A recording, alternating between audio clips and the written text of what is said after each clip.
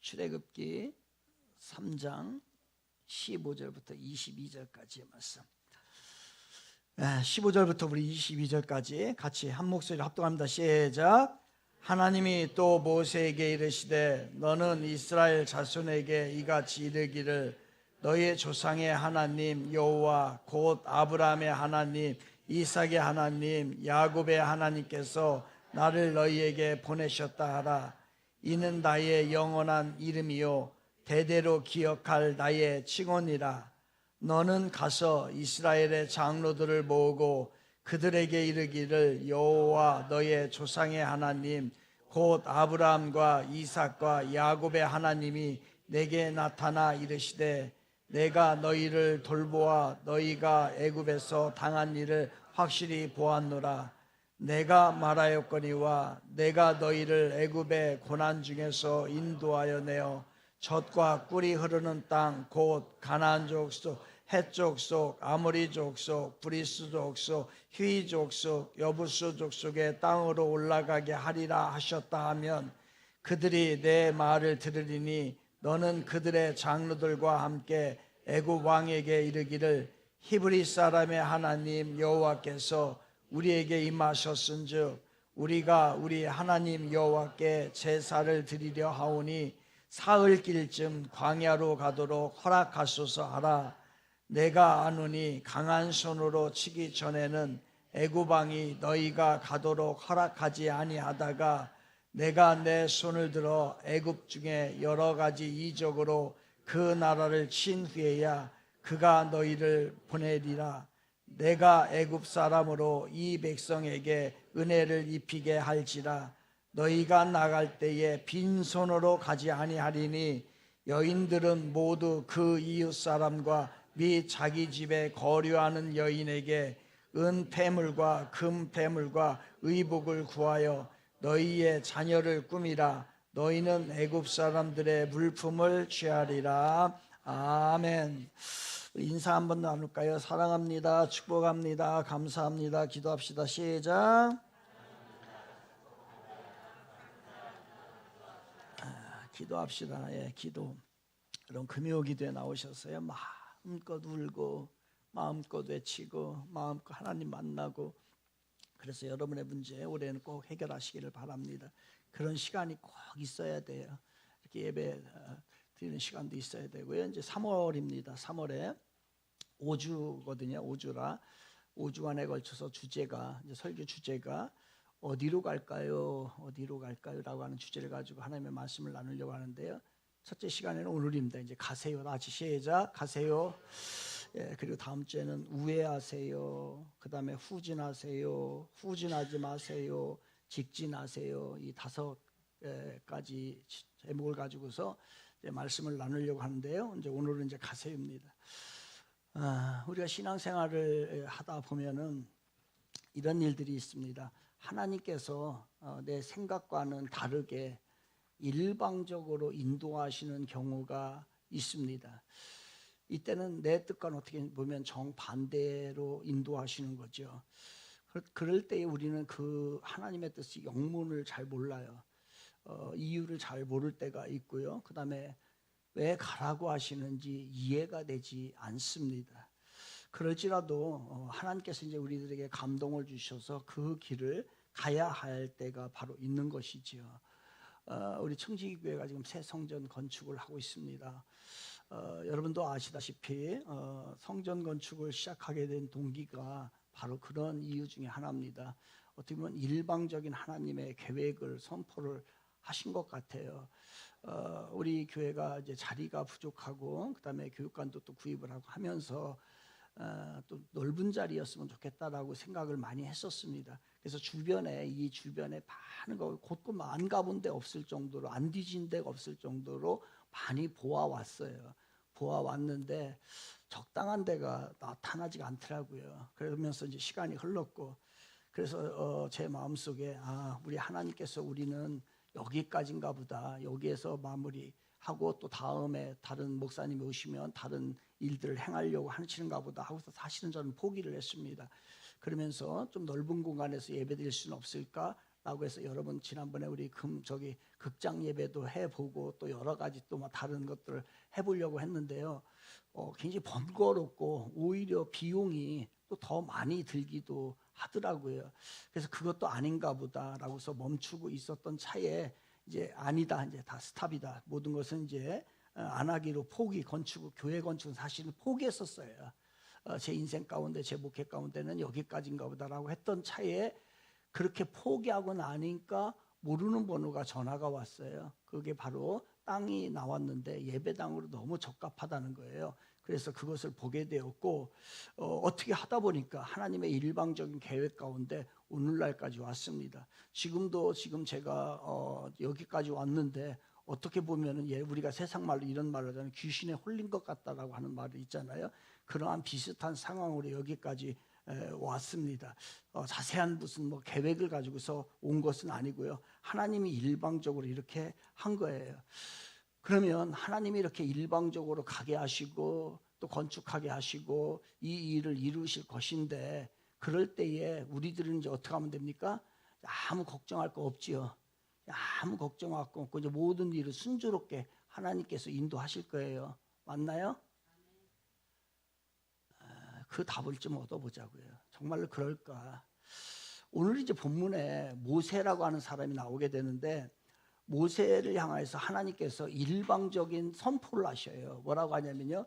이스라엘 백성들을 데리고 그냥 가라는 얘기예요. 16절에 보면 너는 가서 그들에게 가서 그 백성들을 이끌고 나오라고 일방적으로 선포해. 준비가 하나도 돼 있지 않아요. 아무 생각이 없었던 모세입니다. 그런데 그냥 가서 하는 거예요. 그러니까 그 모세는 이제 장로님들을 모읍니다. 장로들을 모으고 그리고 하나님이 하신 얘기를 기억하고 그리고 그 장로들을 데리고 가서 이제 애굽에 있는 바로 왕에게 가가지고서 이야기를 합니다. 그러면서 하나님께서 변명거리를 주지요. 뭐라고 하냐면 우리가 3일길 정도 되는 데에서 예배를 드려야 되니 제사를 드려야 되니 우리들을 내보내라 라고서 이야기를 하게 됩니다. 그렇게 해서 이제 그 바로에게 일방적인 통보를 하게 되지요. 그게 바로 16절에 너는 가서 라고 하는 이야기로 가라는 얘기로 합니다. 그러면 가면 돼요. 그러면 가면 되는데 그런데 우리가 성전 건축을 그냥 하나님께서 이렇게 일방적으로 인도하시면 그냥 가면 돼요. 그런데 가기 전에 모세에게 겁을 줘요. 하나님이. 뭐라고 얘기하냐면 19절에 보면 애굽 왕이 너희가 가도록 허락지 아니하리라 라고 합니다. 이 말은 바로가 가지 못하도록 방해할 거라는 얘기예요. 가라고 해놓고서 뭐라고 얘기하시냐면은 수많은 어려움이 있을 거라고 이야기를 합니다. 한마디로 병 주고 약 주는 얘기예요. 그러면 여러분 이 말은 가라는 얘기입니까? 가지 말라는 얘기입니까? 우리가 가고 싶은 마음이 생깁니까? 가고 싶은 마음이 생기지 않습니까?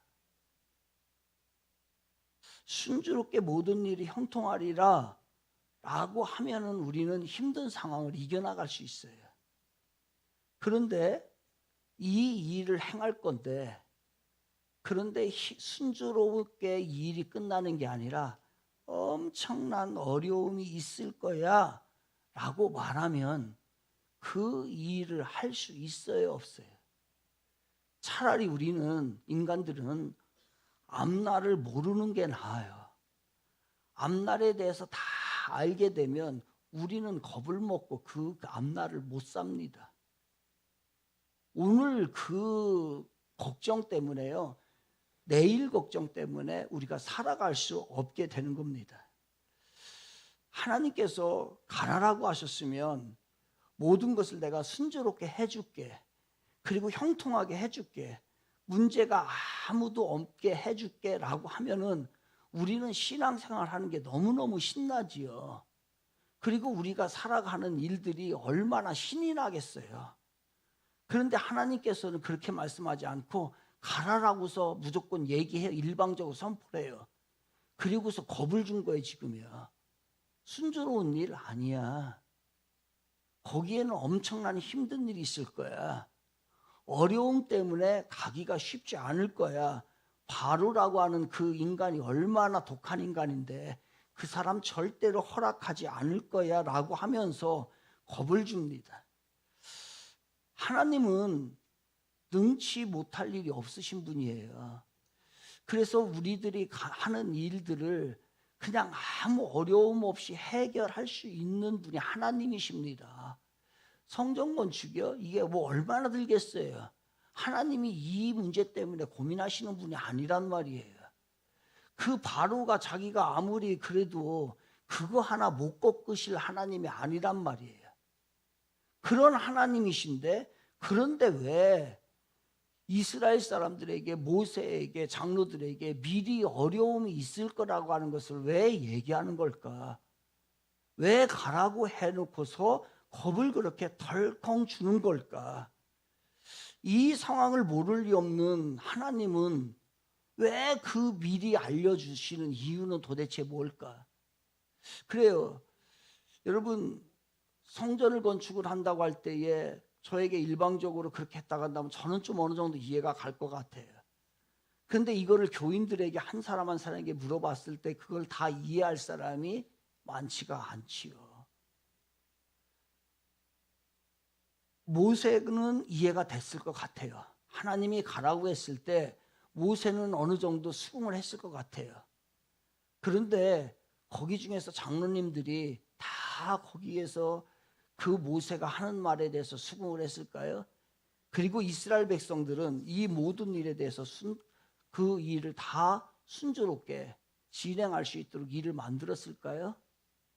아닐 거예요. 더군다나 어려움이 있을 거라고 한다고 하면은, 여러분, 우리가 이 건축을 하기 위해서 하나님의 뜻을 이루기 위해서 우리는 수없이 많은 어려운 고난이, 고통이, 힘든 일이 있을 겁니다라고 하면 여러분 어떻게 하겠습니까? 하나님께서 이 모든 일을 다 순조롭게 해줄 거야 이렇게 해도 갈까 말까, 여러분을 반대하고 여러 가지 생각이 많은 사람들인데 어려운 일이 있을 거라고 미리 얘기해 주면은 우리가 그 길을 가겠냐고요. 그런데 하나님께서는 이상하게 가라고 해놓고서 수많은 어려움이 있을 것이고 반대 세력이 있을 것이고, 아니 한 발자국도 바로가 못 움직이게 할 거야 라고서 겁을 그렇게 줍니다. 그런데 여기까지 놓고서요, 여러분, 분명히 우리가 알아야 할 사실 하나가 있어요. 우리가 하나님에 대해서 반드시 알아야 되는데 이것을 알아야 흔들림이 없습니다. 이것을 모르고 이것을 못 받아들이면 그때부터는 여러분 흔들리게 되는데, 그 사실이 뭐냐면요, 우리가 믿는 하나님은, 오늘도 역사하신 하나님께서는 이 세상의 모든 일 가운데 자기 백성에게 축복하시기를 원하신다는 거예요. 우리 믿으면 아멘 합시다. 이게 전제 조건이에요. 하나님은 이런 하나님이에요. 자기 백성을 하나님께서는 복을 주시기로 작정하고서 이 땅에 보내신 분이 누구냐면 하나님이에요. 그래서 이 일을 바로 이스라엘 백성들과 모세와 장로들에게 하나님이 가르쳐 주는데, 21절부터 22절 보면 이런 말씀이 나와요. 내가 애굽 사람으로 이 백성에게 은혜를 입히게 할지라. 결과적으로는 뭐냐면요, 은혜를 입히게 한다는 거예요. 그러니까 자기 백성, 이스라엘 백성은 자기 백성을 상징하는 겁니다. 오늘날로 말하면 성도들을 상징하는 거예요. 그 성도들에게 반드시 은혜 축복을 허락하실 거야. 그리고 22절의 끝에 가보면요, 너희는 애굽 사람들의 물품을 취하리라 라고 나와요. 그리고 그 전에 보게 되면요, 여인에게 은 패물과 금 패물과 의복을 구하여, 그러니까 여인들에게도 은 패물과 금 패물을 주고 또 너희 자녀를 꾸미라, 그러니까 너희 자녀들에게도 하나님께서는 축복을 반드시 주신다고 약속을 하셨어요 이미. 그러면 지금도 마찬가지예요. 지금도 하나님께서는 우리들이 반드시 기억해야 될 것은 하나님은 자기 백성들에게 복을 축복을 주시기로 작정하시고서 일을 추진해 나가신다는 거예요. 이거를 절대로 잊으시면 안 됩니다. 그런데 하나님께서는 왜 지금 겁을 주시는 걸까? 왜 어려움이 있다고 하는 걸까? 왜냐하면 하나님은 애굽 사람들이 그 이스라엘 백성들을 순조롭게 보내지 않을 것이라는 것을 알고 있어요.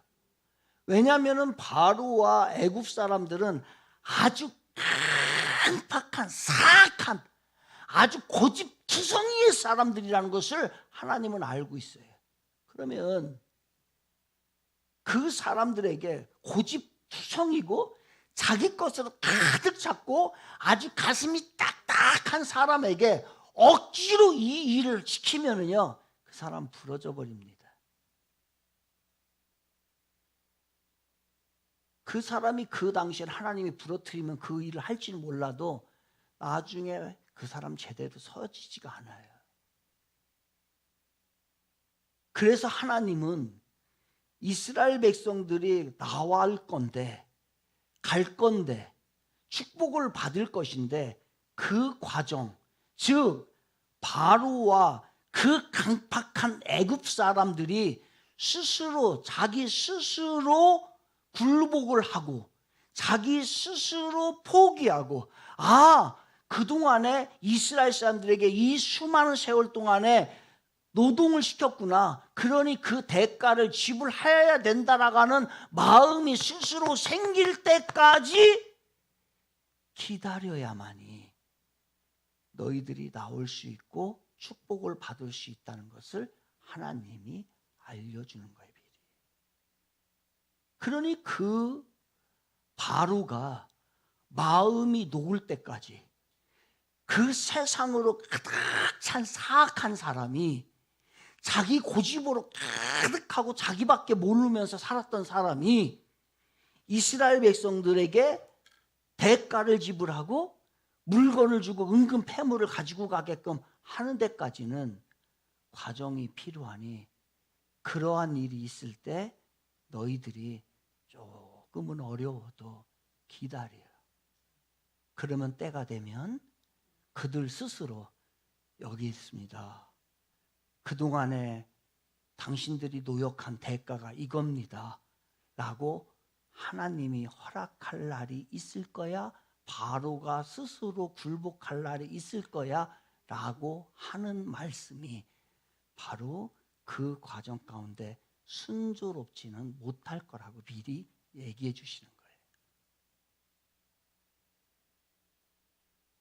자기 백성들의 애굽에서 그동안 고생한 걸 잊지 않으세요. 하나님은 아마 자기들도 잊었을 거예요.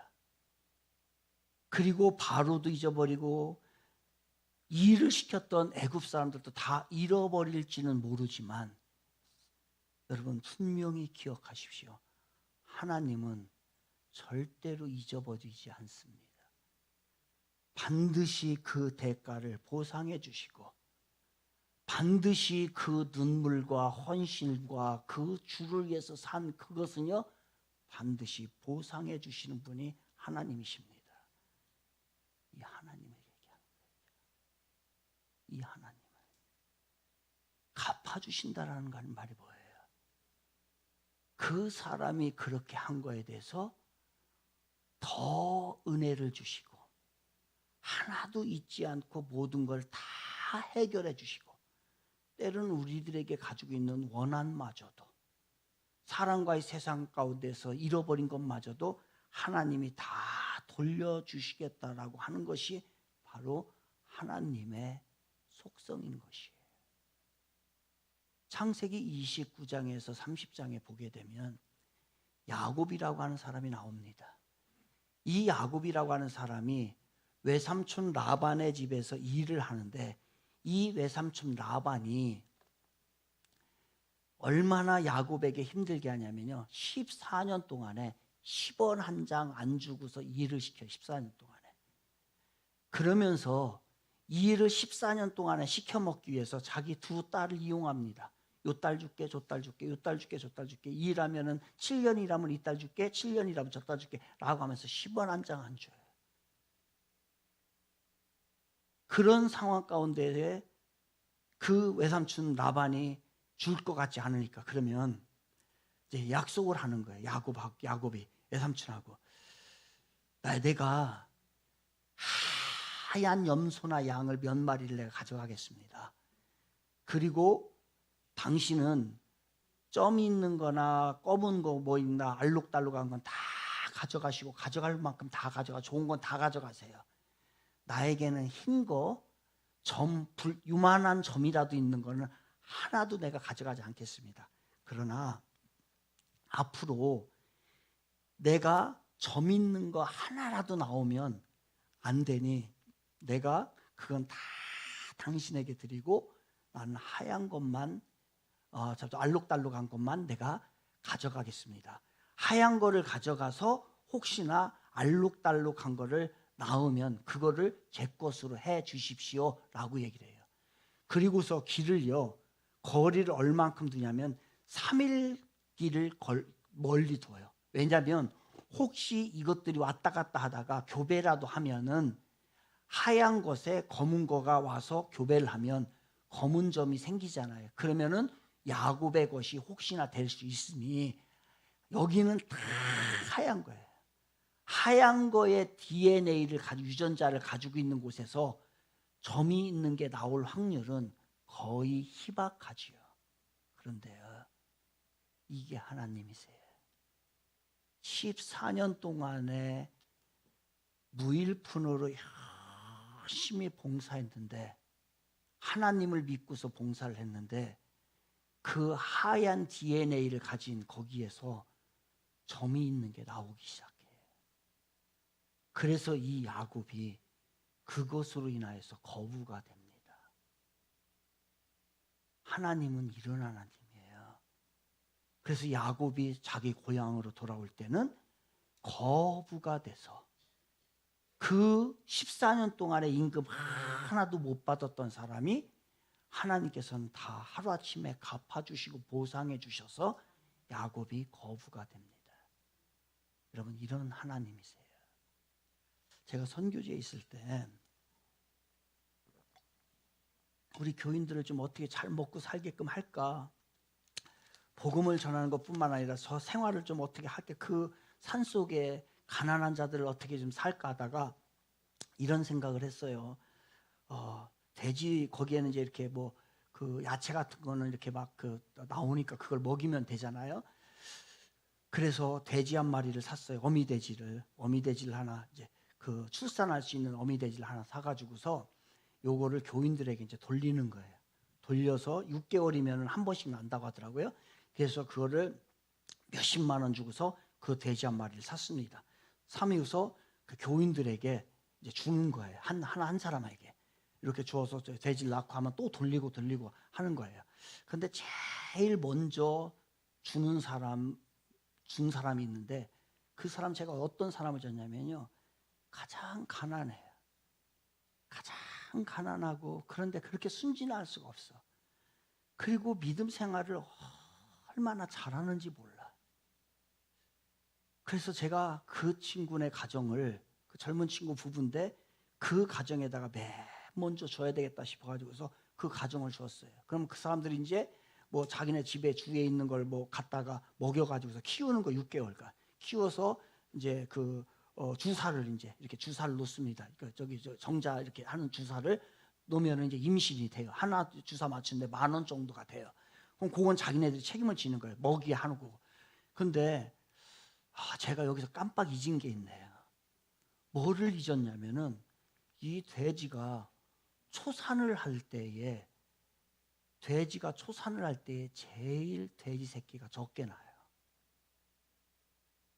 그런데 이 집안에다가 이 돼지를 줘야 되는데 저는 가장 귀하고 가장 헌신하고 가장 잘하는 사람이기 때문에 이 돼지를 그 집에다 준 거예요. 그러니까 잘못 준 거예요. 첫 번째 주면 안 됐는데 첫 번째 줬어요. 그랬는데 새끼를 낳았어요. 그러니까 초산을 새끼가 나면은 한 마리에서 두 마리 정도 나고 두 번째부터는 제대로 난답니다. 그런데 그동안에 그 사람이 수고하고 애쓴 거를 나도 알고 하나님도 알아요. 그리고 돼지 한 마리가 그 동네에서는 얼마나 큰 값인지를 몰라요. 그리고 나서 출산을 했네요. 출산을 했는데 몇 마리가 났냐면요, 초산에 12마리가 났어요. 나중에 하는 거예요. 제가 야, 하나님이 이렇게 갚아주는구나. 그래가지고 그 집이 얼마나 살기가 좋아졌겠어요. 그랬더니 그것을 보고 교회 근처에 사는, 예배도 잘 안 나와, 나 그 사람 이름도 잘 몰라 지금도. 그래 또 욕심은 있고 이거 봤네. 맨날 저만 쫓아다녀가지고 저 두 번째 자기 달라는 거야. 자기도 지금 12마리 낳아야 되니까. 그러면은 와서 열심히 봉사를 하든지 가서 기도회를 참여를 하든지 예배를 잘 들리든지 헌신을 하든지 뭘 하든지 하면은 내가 얼른 주지. 또 한 마리 사서라도 주지. 그런데 그렇게는 하지는 않고 요것만에 관심을 가지고서 있는 거예요. 그래가지고서 와서 달라고 그래요. 안 줄 수는 없잖아요. 그래가지고서 또 줬네 그냥. 그래서 당신이 두 번째입니다. 근데 거기서 나면은 이제 10마리 나면은 10마리 중에 한 마리는 이제 교회에다가 11조를 내야 돼요. 그게 이제 계약 조건이에요. 계약 조건은 그거예요.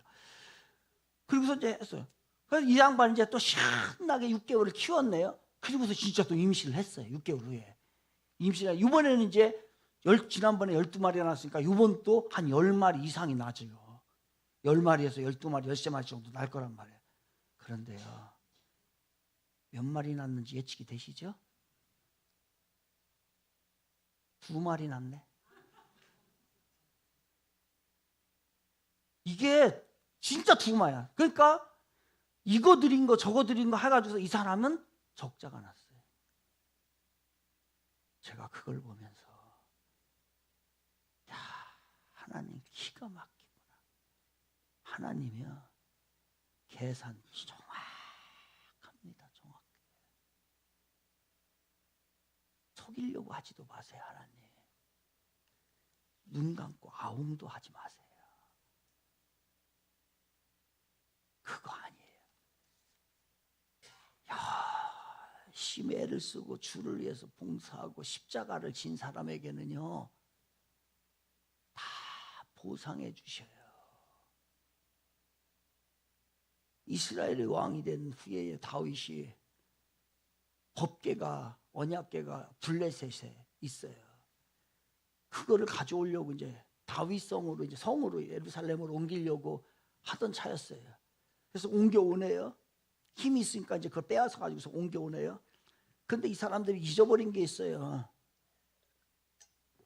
뭐냐면 하나님을 섬길 때도 방법이 있어요. 여러분의 마음대로 섬기는 게 아니란 말이에요. 그래서 제가 방법을 가르쳐주면 그대로 좀 제발 좀 해요. 방법을 가르쳐줘도 안 하니까 이상하잖아요. 방법은 뭐냐면 언약궤를 옮길 때는 방법이 제사장이 메고 가야 돼요. 근데 이 사람들은 쉬우니까 마차에다가 소해가지고서 끌고서 그냥 간 거예요. 그러다 보니까 덜컹덜컹 할 거 아니에요. 소가 또 뛰고 하다 보니까 돌멩이도 있고. 그래가지고 이게 법궤가 이게 떨어지게 생겼으니까 애매한 옆에 있던 우사라고 하는 사람이 그걸 떨어질까 봐 확 잡아버렸네. 이거 잡으면 아무나 잡으면 죽거든요. 그게 법이에요. 그래서 우사가 잡아가지고 그 즉시 거기서 즉사를 내버렸잖아요. 제가 지금 하나님의 방법을 가르쳐주면 그대로 하면 돼요. 이게 하나님의 말씀이기 때문에 여러분 이해가 되든 안 되든 하면 하나님의 축복이 임하거든요. 그러니까 어쩌 2, 3자 두려워가지고 어떻게 할 수가 없는 거예요. 할 수가 없어가지고서 그 어디다 만지지도 못해 이제 아무도. 그때에 그 법궤를 오베데돔이라고 하는 사람이 자기 집에다 석 달간 놔요. 석 달간 놓는 바람에 그 집이 대박이 난 거예요. 그 법궤를 3개월간 자기네 집에 모셨다고 해서 하나님이 오베데돔의 집에요 축복을 하시는데 상상을 초월하는 축복을 오베데돔의 집에다가 허락하신 거예요. 3개월간 지켜줬다고 해서 그게 보상하시고 갚아주신 하나님이세요. 우리 믿으면 아멘 합시다. 다 잃어버릴 것 같지요. 제가 부사역자로 있을 때에 좀 규모가 있는 교회에서 이제 작은 교회에서 이제 좀 한번 섬겨봐야 되겠다 싶어가지고서 작은 교회에서 이제 전도사 생활을 하는데 가 보니까 교회가 어렵네. 교회가 어렵고 힘들어요. 그래서 이 양이 봉사하고 제대로 하는 거, 내가 봉사 잘하자라고 싶어가지고서 재정부장님한테 얘기를 했어요. 집사님, 저는 제가 먹고 살 수 있으니까 저 사례비 안 주셔도 됩니다. 사례비가 책정이 돼 있잖아요. 사례비 안 주셔도 되고 됩니다. 그랬더니 집사님이 좋아하더라고요. 사례비 안 주는 게 그렇게 좋은가 봐요. 그래가지고 제가 막 무료로 이제 봉사를 했어요. 그랬는데 어느 날 그렇게 하고 한 6개월 이상이 흘렀어요. 6개월 이상이 흘렀는데 이제 교회에서 다 이제 그렇게 알고 있잖아요. 좀 전사님이 좀 여유가 있구나. 그러니까 그냥 뭐 해도 되는가 보다라고 했는데 어느 날 담임 목사님이 새벽 예배 하고 난 다음에 기도하잖아요. 기도하고 난 후에 저를 부르는 거예요. 그래서 뭐 부르면서 전사님 혹시 무슨 문제 있어요? 그때 없는데요. 요즘에 어려워요? 저한테 묻는 거예요. 어렵지 않습니다. 괜찮습니다. 그랬더니 아니라는 거예요. 뭔 일 있지요? 라고 묻는 거예요. 근데 그때 제가 제 인생에서 가장 바닥에 있을 때 갈마동에 반지하 8평에서 우리 주에 낳고 살았는데 진짜 쌀값이 떨어지더라고요. 그래서 다른 일을 내가 안 하면 안 돼. 사역을 하면서 다른 일을 했어요. 분유가 나는 그렇게 비싼지 그때서야 알았어요. 분유값이 떨어졌어요. 오직 그때에 내가 견딜 수 있는 거는 우리 주에 나가지고 주에 보는 그 행복이. 그렇게 살았던 정말 우리 집안이 이제 다 어려워져 가지고서 그 IMF 지구면서 그런 때가 있어요. 그랬는데 제가 목사님이 물어보니까 그 얘기를 이제 그때 한 거예요. 사실은 제가 거의 반지하에서 살고 있고요. 요즘에 다른 일을 제가 하고 있습니다. 그랬더니 그거를 하나님이 담임 목사님에게 마음을 준 거예요. 당장 가가지고 은행 가가지고서요 돈 찾아오고 거기에다 더하고 그리고 난 후에 그 교회에서 저를 어떻게 생각하겠어요? 얼마나 저를 신뢰하겠어요? 지금도 그 교회 가면 여러분 전설이라는 걸 아십니까? 지금도 그 목회자 세계에서의 전설이 저예요. 진짜. 한 번은 사무실 같은 데 가 있는데 나중에 온 사람이 하도 제 얘기를 교회에서 하니까 문을 활 열고서 도대체 김용대 목사님이 누군가 얼굴 보러 왔다고. 제가 그런 사람입니다. 여담이고요. 그랬더니 나중에 하나님이 다 갚아주시고요. 그것이 보이지는 않지만 오늘날 우리 청지기 교회의 기반이 됐고 또 새로운 성전을 돌아가는 그 기반이 됐고 하나님이 여러분들에게 우리 성도들에게 순종하고 따라오고 헌신하는 자들에게 주실 축복이라고 저는 생각하고 있습니다. 하나님은요 갚아주시는 하나님이에요.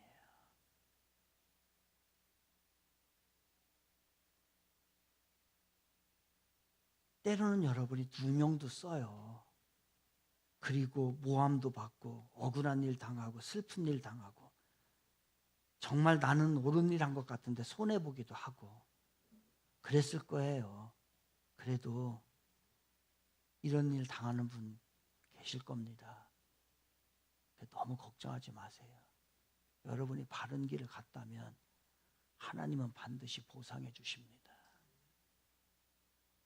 여러분 지금 당장 나에게 오는 것이 없고 힘들고 불편하고 손해보는 것 같으니까 하나님 섬기는데 소홀히 하고 있죠. 헌금하는 게 아깝고, 교회에서 청소하고 교회 일 하는 게 힘들고 어렵고, 그러니까 여러분 지금 머릿속에 지금 복잡하고, 내가 해봤는데 그동안에 아무것도 큰 유익이 없으니까 헌신과 봉사하는 것이 무의미하다라고 여러분 생각하고 있지요. 기도해봐야 기도가 금방 응답되는 것도 아니고, 그러니까 그냥 아무 의미 없는 것처럼 예배만 드리면, 안 드리면 또 겁이 나니까 주일날에 와서 출석이라도 하고 가야지 라고 하면서 신앙생활 가볍고 쉽고, 하나님을 좀 우습게 여기고 그러지 않나요? 하나님은요 다 갚아주십니다. 저는 100% 믿어요. 하나님은 억울함도 갚아주시고 헌신과 희생에 대해서 다 갚아주시고, 때로는 주를 위해서 더 큰 어려움을 당하고 더 힘들 때에 하나님은 더 큰 복을 준비하고 계시다는 걸 왜 모르실까? 상처가 큽니다. 그러면 이거를 해결하려면 여기다가 소금을 확 뿌려버려요. 소금을 많이 뿌려야 돼요. 많이. 그러면 여기 쓰라려서 견디질 못해요. 그런데 쓰라린 만큼 빨리 낫고 이 상처가 회복이 됩니다. 여러분 여기에 상처가 나고 힘들으니까 여기에다가 뭐 뿌리고 싶으세요? 꿀 발라버리고 싶죠? 달콤한 꿀 발라버리고 싶고, 달콤한 잠자고 싶고, 편하고 싶고, 아무것도 희생하고 싶지 않고, 그냥 꿀이나 달콤한 꿀이나 쪽쪽쪽쪽 빠르면서 인생 살고 싶고, 그렇게 신앙생활 하고 싶은 게 혹시 여러분의 모습이 아닐까라는 걱정을 합니다. 큰일 납니다. 큰일 나. 갚아주신 하나님. 하나님은 그래서 시련과 어려움이 클수록 복도 더 크고요. 그리고 하나님 앞에 그 어려움을, 그 과정을 인정하고 갚아주신 하나님, 보상해 주신 하나님을 믿을 때요, 여러분 우리 너무 많이 잃어버렸잖아요. 과거에 내가 손해본 게 너무 많잖아요. 그것 때문에 마음이 아프잖아요. 걱정하지 마세요. 그것도 다 되찾아 주십니다. 이게 하나님이에요.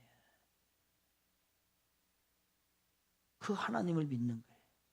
사랑하는 청주교회 성도 여러분, 우리도 어떤 일을 하기 전에 모세와 같은 음성을 들을 때가 있어요. 그냥 가라. 가세요. 고난을 두려워하지 마십시오. 가세요. 고난과 환난을 당하지만 물리치고 그냥 물러서지 마십시오. 십자가를 지고 가십시오라고 하는 하나님의 음성이 들릴 때가 있어요. 불구덩이라도 들어가라! 라고 할 때가 있단 말이에요. 그 일은 네가 감당해, 네가. 라고 하나님이 우리에게 그 음성을 들려줄 때가 있단 말이에요. 네 사람이 아니라 네가 해, 네가. 네가 헌신하라고, 네가 그 일을 하라고 라고 모세와 같이 음성을 들려줄 때가 있어요. 무슨 말이에요? 순탄치 못한 상황이 될 거라고 얘기를 하시는 거예요. 그 사실을 알기에 우리는 그 하나님의 소리에 민감하게 반응을 합니다. 내가 왜 가야 돼요? 하나님? 내가 왜 그 손해를 봐야 돼요? 내가 왜 헌신해야 돼요? 내가 왜 저 일을 해야 돼요? 할 수 있으면 도망가려고 하는 핑계만 되는 거예요. 핑계거리는 너무 많으니까, 합리화시킬 수 있는 일들은 너무 많으니까, 여러분들은 말을 너무 잘하니까, 누군가를 말로 설득하는 것은 여러분의 천재니까 하나님도 설득해요. 어떤 사람은 가지 못한다고 노골적으로 원망하고요, 투덜대는 사람도 있어요. 죽으라는 소리를 난다고 온갖 말들 서슴지 않습니다. 처음부터 아예 귀를 딱 닫아버리는 사람도 있어요. 막아버려요. 저 성경 어쩌? 난 상관없는 일이야. 난 저거 뭐 내가 원치 않는 일이야. 그래서 아예 저거 나오면 건축 기도하면 기도도 안 하고 그냥 나하고는 상관없는 일처럼 여길 수 있어요. 여길 수 있어요. 여러분, 믿음으로 가는 자만이 하나님의 복이 있다는 거 아십니까? 어려움을 알고도 가는 미련한 자, 그게 바로 믿음의 사람인 거예요. 어려움을 알고도 가는 자가 하나님을 아는 사람이에요. 어려움을 알고도 가는 자가 하나님의 능력을 체험하는 사람이에요. 한번 체험해봐요. 성전 건축을 통하여서 하나님이 보상해주나 안 해주나 여러분 스스로 체험을 하라고요. 하나님이 기적을 베풀 것인가 안 베푸실까? 저 청지기 교회가 진짜 이루어질 것인가 안 이루어질까? 여러분 지금부터 보세요. 보세요. 나는 아무것도 안 할 거 괜찮아요.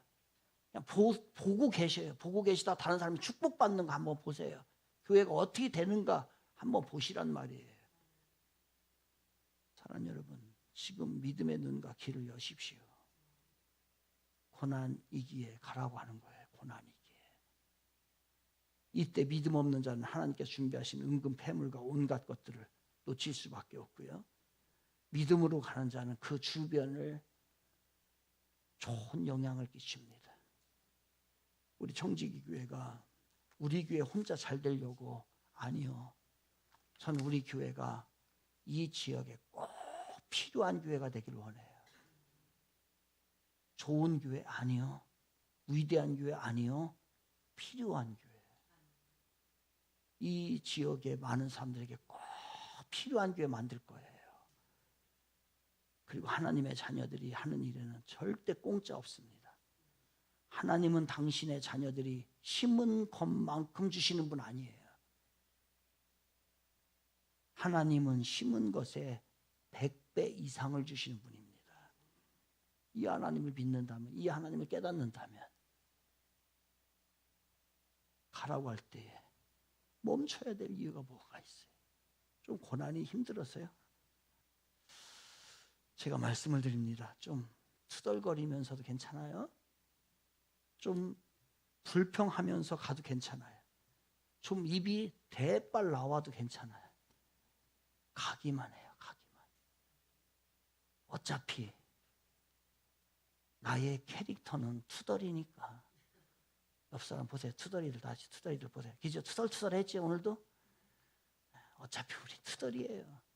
어차피 우리들의 캐릭터는 불평이니까. 어차피 우리들의 캐릭터는 올이니까. 막 그럼 나와서 맨날 그냥 사는 게 우리들의 캐릭터니까. 그래도 괜찮아요. 진심입니다. 그러나 끝까지 가기만 하세요. 그러면 하나님이 준비하신 축복이 반드시 있을 겁니다. 그 자리에 다 임하는 사랑하는 우리 성도님들 모두 되시기를 주님의 이름으로 축원을 드리겠습니다.